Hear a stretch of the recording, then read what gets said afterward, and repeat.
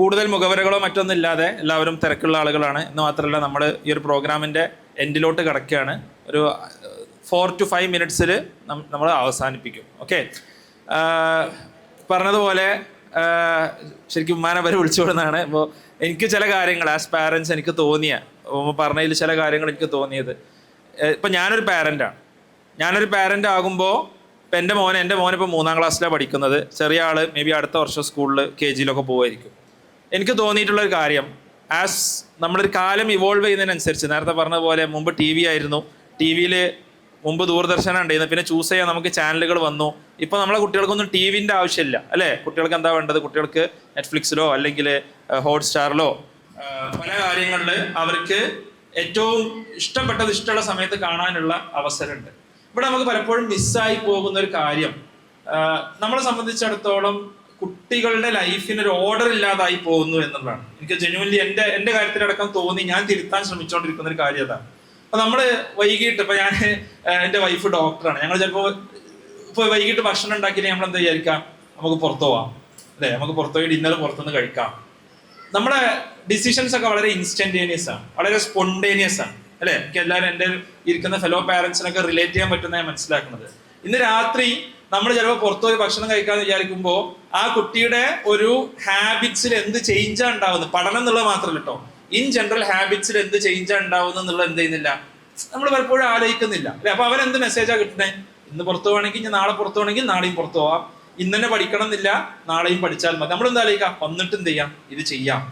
അതിന് പകരം ആ കുട്ടിയെ അല്ലെങ്കിൽ കുട്ടിയുടെ ഹാബിറ്റ്സിനെ, കുട്ടിയുടെ ലേണിംഗ് പാറ്റേണിനെ ഒരു സെന്റർ പോയിന്റിലോട്ട്, നമ്മുടെ ലൈഫിന്റെ ഒരു ഫോക്കസ് പോയിന്റിലോട്ട് കൊണ്ടുവരാൻ നമുക്ക് സാധിക്കുമോ എന്നുള്ളതാണ് എനിക്ക് തോന്നുന്നത് പാരന്റിങ്ങിന്റെ. ഇവിടെ ഒരുപാട് കാര്യങ്ങൾ പാരന്റിങ്ങിനെ കുറിച്ച് പറഞ്ഞു, പക്ഷേ ഞാൻ പാരന്റിങ് എക്സ്പേർട്ട് ഒന്നല്ല. പക്ഷെ ആസ് എ ഫെലോ പാരന്റ്, നിങ്ങളെപ്പോഴൊരു പാരന്റ് എന്നുള്ളവർക്ക് എനിക്ക് തോന്നിയിട്ടുള്ള ഏറ്റവും ഫണ്ടമെന്റൽ ആയിട്ടുള്ള കാര്യം അത് ലേണിംഗ് അല്ലെങ്കിൽ പഠനവുമായി ബന്ധപ്പെട്ടിട്ടുള്ള ഒരു കാര്യം മാത്രമല്ല, നേരെ മറിച്ച് എന്താണ്, ആ കുട്ടിയുടെ ഒരു സ്വഭാവ രൂപീകരണവുമായി ബന്ധപ്പെട്ട്, ഹാബിറ്റുമായി ബന്ധപ്പെട്ടുള്ള ഒരു പ്രധാനപ്പെട്ട ഒരു കാര്യം. ഇപ്പോൾ ഉമ്മയോട് സംസാരിച്ച് എനിക്ക് എന്താ പറയാ, എനിക്ക് തോന്നിയ ഏറ്റവും പ്രധാനപ്പെട്ട ഒരു കാര്യം, ഞാൻ എന്നും വൈകുന്നേരം ഞാൻ ഫുട്ബോളും അല്ലെങ്കിൽ ക്രിക്കറ്റും കളിച്ചിരുന്ന ഒരാളാണ്, എന്നും കളിക്കാൻ പോയിരുന്ന ഒരാളാണ്, എന്നും ഞാൻ ഡെയിലി 1 മണിക്കൂറെങ്കിലും ഫുട്ബോൾ കളിച്ചിരുന്ന ഒരാളാണ്. അപ്പോൾ എനിക്കിപ്പോൾ അങ്ങനെ ഓർമ്മ വന്നത്, ഏത് സമയത്ത് കളി എന്താ പറയുക, ഇന്ന് കളിക്കാൻ പോയാലും ഉമ്മ പറയുന്നത് വൈകുന്നേരം 6:30 ആകുമ്പോൾ വീട്ടിലെത്തണം. 5 മണി മുതൽ 6:30 വരെ നീ കളിച്ചോ, 6:30 ആകുമ്പോൾ എന്ത് ചെയ്യണം, വീട്ടിലെത്തണം. ആ 6:30 ആകുമ്പോൾ വീട്ടിലെത്തി ഇന്ന കാര്യങ്ങൾ കഴിഞ്ഞിട്ട് എന്ത് ചെയ്യണം, നീ പഠിക്കാനിരിക്കണം. അപ്പൊ ഈ സമയം മേ ബി അരമണിക്കൂറായിരിക്കാം, ചിലപ്പോൾ 1 മണിക്കൂറായിരിക്കാം, ചിലപ്പോൾ ഒരു ദിവസം നമ്മൾ 50 മിനിറ്റേ പഠിക്കുള്ളൂ അല്ലെങ്കിൽ 20 മിനിറ്റേ പഠിക്കുള്ളൂ. പക്ഷെ ആ 20 മിനിറ്റ് സമയം എപ്പോഴാണ്, അത് 7 മണി മുതൽ 8 മണി വരെയുള്ള അല്ലെങ്കിൽ 7 മണി മുതൽ 8:30 വരെയുള്ള സമയത്താണ്. ആ സമയത്ത് എന്തല്ല, പിന്നെ നമ്മൾ പുറത്തു പോകാന്നുള്ളൊരു പരിപാടിയില്ല. ആ സമയത്ത് നമ്മൾ അത് നമ്മുടെ ഒരു എന്താ പറയാ, നമ്മുടെ ലൈഫിൽ എവിടെ നോക്കിയാലും ഹാബിറ്റ്സ് ആണെന്ന് കാണാൻ സാധിക്കും. നമ്മൾ ഈ പറഞ്ഞ പുറത്തു പോകുക എന്നുള്ളത് അടക്കം എന്താണ്, അതൊരു ഹാബിറ്റാണ്. എന്താണ് ആ ഹാബിറ്റിനെ ട്രിഗർ ചെയ്യുന്ന പോയിന്റ് എന്നുള്ളത്, ഇന്ന് ഭക്ഷണം ഉണ്ടാക്കിയില്ല അപ്പൊ മടിയാണ്, അപ്പൊ നമുക്ക് എന്ത് ചെയ്യാം, ഇന്ന് പുറത്തു പോവാം, അല്ലെങ്കിൽ നമുക്ക് വി ആർ ഫീലിംഗ് ലേസി, അതുകൊണ്ട് നമുക്ക് പുറത്ത്. ഞാൻ ആരെയും കുറ്റപ്പെടുന്നത്, ഞാൻ എന്നെ അടക്കം ഉൾപ്പെടുത്തിയിട്ടാണ് പറയണത്. ഇങ്ങനെയുള്ള നല്ല ഹാബിറ്റ്സ്, അല്ലെങ്കിൽ നമ്മൾ കുട്ടികൾക്ക് റിസൾട്ട് ഇല്ല, അല്ലെങ്കിൽ കുട്ടികൾ പോരാ, അല്ലെങ്കിൽ കുട്ടികൾ വർക്ക് ചെയ്യുന്നില്ല എന്ന് പറയുമ്പോൾ എപ്പോഴും എനിക്ക് ചോദിക്കാനുള്ള ഏറ്റവും ഫണ്ടമെന്റൽ ക്വസ്റ്റ്യൻ എന്നുള്ളത്, ഇങ്ങനെ നല്ല ഹാബിറ്റ്സ് ക്രിയേറ്റ് ചെയ്യാൻ നമുക്ക് സാധിക്കുന്നുണ്ടോ ഇല്ലേ എന്നുള്ളതാണ്. ഇന്ന് രാവിലെ ഒരു പാരന്റ് എൻ്റെ അടുത്ത് വന്നു, ഒരു പാരന്റ് വന്നിട്ട് പറഞ്ഞു, കുട്ടി അടിപൊളിയാണ്, അവനെ എല്ലാം വളരെ പെട്ടെന്ന് കാണാതെ പഠിക്കും, പക്ഷെ ക്ലാസ്സുകളൊക്കെ 2x ഇട്ടിട്ടാണ് കാണാം. എല്ലാവർക്കും ഉണ്ടാവും, എല്ലാ പാരന്റ്സും ഉണ്ടാവും. ക്ലാസ്സുകൾ 2x ഇട്ടിട്ടാണ് കാണുക. ഓക്കെ, ക്ലാസ്സുകൾ 2x ഇട്ടിട്ടാണ് കാണുക. അതിനുശേഷം അവൻ എന്ത് ചെയ്യുന്നില്ല, അത് വർക്കൗട്ട് ചെയ്യുന്നില്ല. അവന് ഖുറാൻ പഠിക്കുന്നുണ്ട്. അപ്പൊ അവനോട് പറഞ്ഞു, ഖുറാൻ ഒരു അരമണിക്കൂർ കൊണ്ട് 1 പേജ് ഖുറാൻ അവൻ പഠിച്ച് കാണാതെ ഓതി തരും. പക്ഷെ അവന് മാത്സ് ചെയ്യാൻ പറ്റുന്നില്ല. അപ്പൊ ഞാനോട് ചോദിച്ചു, നീ ഖുറാൻ പഠിക്കുമ്പോ എത്ര സമയം കൊണ്ട് നീ മുമ്പ് പഠിച്ചിരുന്നത്? 1 മണിക്കൂർ കൊണ്ട് എനിക്ക് 1/2 പേജാണ് പഠിക്കാൻ പറ്റുന്നത്. ഇപ്പോഴോ, ഇപ്പൊ അരമണിക്കൂർ കൊണ്ട് 1 പേജ്, അതായത് he has become 4x, 4 time സ്പീഡിൽ പഠിക്കാൻ പറ്റുന്നുണ്ട്. ഞാൻ ചോദിച്ചു, മാത്സിന് എനിക്ക് എന്താ പറ്റാത്തത്? ഞാൻ പ്രോബ്ലം ചെയ്യുന്നില്ല. അപ്പൊ പ്രോബ്ലം ചെയ്യുക എന്നുള്ളത് എന്തായി മാറിയിട്ടില്ല, അവന്റെ ഒരു ഹാബിറ്റായി മാറിയിട്ടില്ല. അപ്പൊ ലേണിംഗ് X and Y പഠിക്കുക എന്ന് പറഞ്ഞാൽ ആ ക്ലാസ്സുകൾ കാണുന്നു. ഇപ്പൊ പാരന്റ്സിനെ സംബന്ധിച്ചിടത്തോളം ക്ലാസ്സുകൾ കാണുന്നുണ്ടോ, ക്ലാസ്സുകൾ കാണുന്നുണ്ട്, നമ്മളും ഹാപ്പിയാണ്, നമ്മളോട് ഒരു എക്സ്ട്രാ എഫേർട്ട് ഇടുന്നില്ല.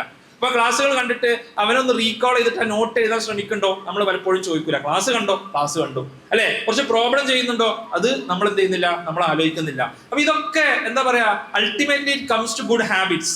അപ്പൊ നമുക്ക് ഇമ്പ്രൂവ്മെന്റ് ഉണ്ടാക്കാൻ സാധിക്കുമോ? നമ്മുടെ കുട്ടികൾ ഇതേപോലെ ഏറ്റവും നല്ല യൂണിവേഴ്സിറ്റികളിൽ എത്തും, അവർ ബിയോണ്ട് ദാറ്റ് അവരുടെ സ്കിൽസ് ഇമ്പ്രൂവ് ചെയ്യോ, അവരുടെ ലേണിംഗ് ബെറ്റർ ആവോ?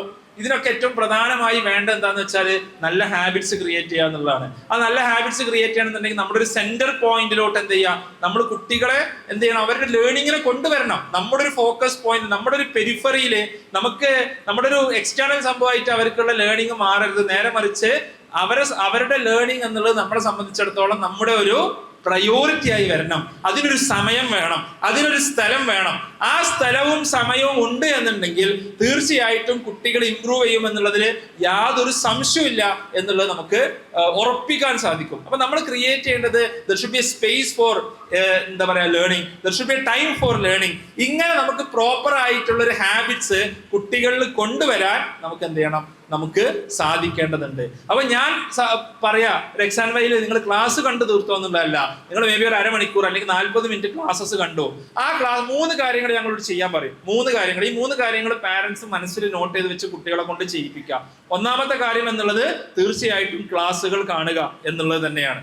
രണ്ടാമത്തെ കാര്യം, കുട്ടികളെ കൊണ്ട് ക്ലാസ് കണ്ടത് എഴുതിപ്പിക്കുക എന്ന് പറഞ്ഞാൽ നോട്ട് എഴുതുക, അവര് ക്ലാസ്സിൽ കണ്ടതൊക്കെ അതേപോലെ എഴുതുക എന്നുള്ളതല്ല. ക്ലാസ് കണ്ടതിന് ശേഷം അവരോട് ഓർമ്മയിൽ നിന്ന് എടുത്ത് എഴുതാൻ പറയാം. എന്താ അവർക്ക് ഓർമ്മ ഉള്ളത്? 100% ആർക്കും ഓർമ്മ ഉണ്ടാവില്ല, ദാറ്റ്സ് ഫൈൻ. 100% ഓർമ്മ വേണ്ട, നേരെ മറിച്ച് 50% ഓർമ്മ ഉള്ളൂ. ആ 50% അവർ അവരുടേതായിട്ടുള്ള രീതിയിൽ എഴുതട്ടെ. അപ്പൊ എന്താ സംഭവിക്കുന്നത്? അവരുടെ ബ്രെയിൻ ആക്ടിവേറ്റ് ചെയ്യപ്പെടുകയാണ്. എന്ത്? അവരുടെ ബ്രെയിനിൽ ന്യൂറൽ പാത്വേസ് ആക്ടിവേറ്റ് ചെയ്യപ്പെടുകയാണ്. കൂടുതൽ എന്താണ് റീകോൾ ചെയ്യാൻ അവര് ശ്രമിച്ചുകൊണ്ടിരിക്കുകയാണ്. ഒരു എക്സാമിൽ എന്താണോ സംഭവിക്കുന്നത് അതേ പ്രോസസ്സ് അവരുടെ ബ്രെയിനിൽ നടന്നുകൊണ്ടിരിക്കുകയാണ്. ഇതാണ് രണ്ടാമത്തെ കാര്യം. അത് ഫുള്ള് നമ്മൾ ചെക്ക് ചെയ്യുന്ന വേണ്ട, പക്ഷെ അവർക്ക് അത് എഴുതാനുള്ള ഒരു ടൈം ആൻഡ് സ്പേസ് അതിന് ശേഷം നമ്മൾ അവരോട് പറയാം. മൂന്നാമത്തത്, അതുമായി ബന്ധപ്പെട്ട ക്വസ്റ്റ്യൻസ് സോൾവ് ചെയ്യാം. നിങ്ങളുടെ എല്ലാവരുടെയും ബുക്സിലോട്ട് നിങ്ങൾക്ക് ലഭിച്ചിട്ടുള്ള മെറ്റീരിയൽ ഒക്കെ നോക്കിക്കഴിഞ്ഞാൽ 3 ലെവലിലുള്ള ക്വസ്റ്റ്യൻസ് ഉണ്ട്. ഒളിമ്പ്യാഡ് ലെവലിൽ വരെയുള്ള ക്വസ്റ്റ്യൻസ് ഉണ്ട്. അതിന് ബിയോണ്ട് നമ്മുടെ ഒളിമ്പ്യാഡ് ബാച്ചുകൾ ഉണ്ട്. എല്ലാ കാര്യവും ഇഷ്ടം പോലെ ക്വസ്റ്റ്യൻസ് ഉണ്ട്. ഈ ക്വസ്റ്റ്യൻസ് സോൾവ് ചെയ്യുക കുട്ടികളുടെ ലോജിക്കൽ തിങ്കിങ് എബിലിറ്റി വർദ്ധിപ്പിക്കും, അവരുടെ സ്കിൽസ് എൻഹാൻസ് ചെയ്യും, അവരുടെ മാത്തമാറ്റിക്കൽ എബിലിറ്റി വർദ്ധിപ്പിക്കും. ഈ ക്വസ്റ്റ്യൻസ്, ഈ 3 കാര്യങ്ങൾ ചെയ്യണം. ഈ 3 കാര്യങ്ങൾ ചെയ്യുകയാണെങ്കിൽ ക്ലാസ് 2x ഉള്ളത് സ്വാഭാവികമായിട്ടും 1.5x 1.25x 1x ആയിട്ട് മാറും. മാത്രമല്ല 1xന്റെ അടിയിൽ അവർ നിർത്തി കാണാൻ തുടങ്ങും. ഓക്കെ, ഇത് വളരെ സിമ്പിൾ ആണ് ഇതിന്റെ ലോജിക്ക്. കഴിഞ്ഞ ദിവസം എൻ്റെ മോന് കുറച്ച് എന്താ പറയാ, എൻ്റെ മോന് കുറച്ച് ശ്രദ്ധ കുറവാണ്. നമ്മളെല്ലാവരും കുട്ടികളുടെ പ്രശ്നമാണ്. അപ്പൊ ഞാന് അവന്റെ കൂടെ എൻ്റെ ഒരു സുഹൃത്തായിട്ട് ഡോക്ടറെ അടുത്ത് ചെന്നു. വെറുതെ അവൻ 1-2 കാര്യങ്ങൾ ടെസ്റ്റുകൾക്ക് വിധേയമാക്കാൻ വേണ്ടിയിട്ട്, ടെസ്റ്റ് മീൻസ് അങ്ങനെ വലിയ ടെസ്റ്റ് ഒന്നല്ല, അവന്റെ ഒരു അറ്റൻഷൻ എൻഹാൻസ് ചെയ്യാൻ വേണ്ടിയിട്ടുള്ള ഒരു ടെസ്റ്റുകൾക്ക് വേണ്ടിയിട്ട്. അപ്പോ ഇത് കഴിഞ്ഞിട്ട് എന്നോട് ഒരു സെഷൻ കഴിഞ്ഞിട്ട് എന്നോട് സൈക്കോളജിസ്റ്റ് പറഞ്ഞു, ഇവെന്താ ചെയ്ത്, ആദ്യം അവനോട് വായിക്കാൻ പറഞ്ഞപ്പോൾ വായിച്ചിട്ട് ഇവർ ചോദ്യം ചോദിച്ചപ്പോൾ ഒന്നും കിട്ടിയില്ല. രണ്ടാമത് അവരോട് ഒന്നുകൂടി വായിക്കാൻ പറഞ്ഞു. ഇവൻ വായിച്ചു, ചോദ്യം ചോദിച്ചപ്പോൾ എല്ലാം കിട്ടി. അപ്പൊ എന്താ വ്യത്യാസം? അവർക്ക് പറഞ്ഞുതരാണ് എന്താ വ്യത്യാസം എന്നുള്ളത്. ആദ്യം വായിച്ചപ്പോൾ അവനെ അറിയുന്നത് ഇതാരും, അല്ലെങ്കിൽ അവനെ അറിയില്ല ഇതാരെങ്കിലും ഇതിന് എന്തെങ്കിലും ചോദിക്കുമെന്ന് അറിയില്ല. ആ ചോദിക്കുമെന്ന് അറിയാത്തതുകൊണ്ട് എന്തില്ല, പ്രത്യേകിച്ചൊന്നും ശ്രദ്ധിക്കേണ്ട ആവശ്യമില്ല, അല്ലേ? രണ്ടാമത് മനസ്സിലായി, ചോദ്യം ചോദിച്ചപ്പോൾ മനസ്സിലായത് ഇത് ചോദിക്കും എന്നുള്ളതുകൊണ്ടാണ് ശ്രദ്ധിച്ചു. വളരെ സിമ്പിൾ ട്രിഗറാണ്. നമ്മൾ എന്ത് ചെയ്യണം? നമുക്ക് ഈ മാത്സും ഫിസിക്സും ഒന്നും അറിഞ്ഞിട്ടല്ല, നമ്മൾ ചില ചോദ്യങ്ങൾ ചോദിക്കണം. ഓക്കെ, ചോദ്യങ്ങൾ ചോദിക്കും എന്നുള്ളത് കുട്ടികൾക്ക് ബോധ്യം വരണം.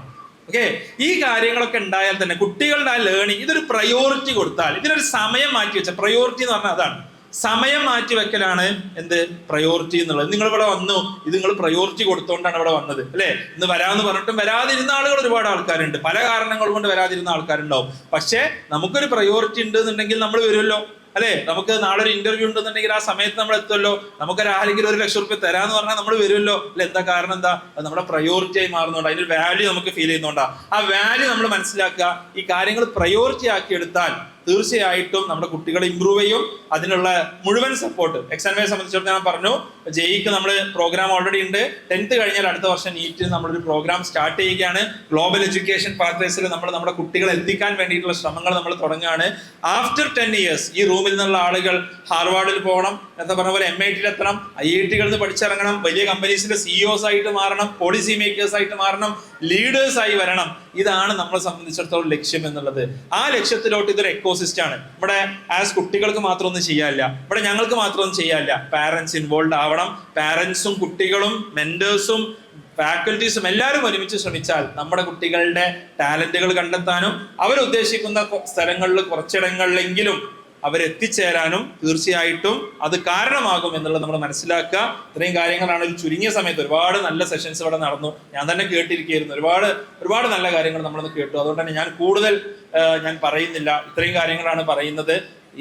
ഈ ഒരു ഒഴിവ് ദിവസം, ഈ ഒരു മഴയ്ക്കുള്ള ദിവസം, പല പ്രതിസന്ധികൾ അതിജീവിച്ചുകൊണ്ട് ഞങ്ങളെ കാണാനും കേൾക്കാനും വേണ്ടി ഇത്രയും ദൂരം വന്ന, വളരെ ദൂരത്ത് വന്ന ആൾക്കാരുണ്ടെന്ന് അറിയാം. എല്ലാവർക്കും നന്ദി പറഞ്ഞുകൊണ്ട് തീർച്ചയായിട്ടും നമ്മൾ പരമാവധി, ഞാൻ ഇപ്പൊ കഴിഞ്ഞ തവണ ഖത്തർ, ദുബായ്, അബുദാബി ഒക്കെ വന്നപ്പോൾ നമ്മുടെ പാരന്റ്സിനെയും സ്റ്റുഡൻസിനൊക്കെ മീറ്റ് ചെയ്തിരുന്നു. അതേപോലെ ജിദ്ദ, റിയാദ് ഇവിടെയൊക്കെ മീറ്റ് ചെയ്തിരുന്നു. ഇതേപോലെ വരുന്ന സമയങ്ങളിലൊക്കെ നിങ്ങളെ മീറ്റ് ചെയ്യാൻ ശ്രമിക്കാം. തീർച്ചയായിട്ടും അതിനുള്ള കൂടുതൽ ഓപ്പർച്യൂണിറ്റീസ് ഉണ്ടാക്കണം എന്നാണ് കരുതുന്നത്. നിങ്ങളുടെ നാടുകളിൽ തന്നെ വന്ന് നിങ്ങളെ മീറ്റ് ചെയ്യാനുള്ള എന്താ പറയാ ഓപ്പർച്യൂണിറ്റീസ് ഉണ്ടാകും എന്നാണ് കരുതുന്നത്. എല്ലാവർക്കും ഒരിക്കൽ കൂടി വലിയൊരു ഹൃദയം നിറഞ്ഞ നന്ദി എക്സാൻവൈയുടെ എല്ലാ ടീമിനും വേണ്ടിയിട്ട്, അവരുടെ ഒരു എന്താ പറയാ അവര് ഉത്തരവാദിത്തം ഏൽപ്പിച്ച ഒരാളെന്നുള്ള എനിക്ക് പറഞ്ഞുകൊണ്ട് എന്റെ വാക്കുകൾ അവസാനിപ്പിക്കുന്നു. Thank you.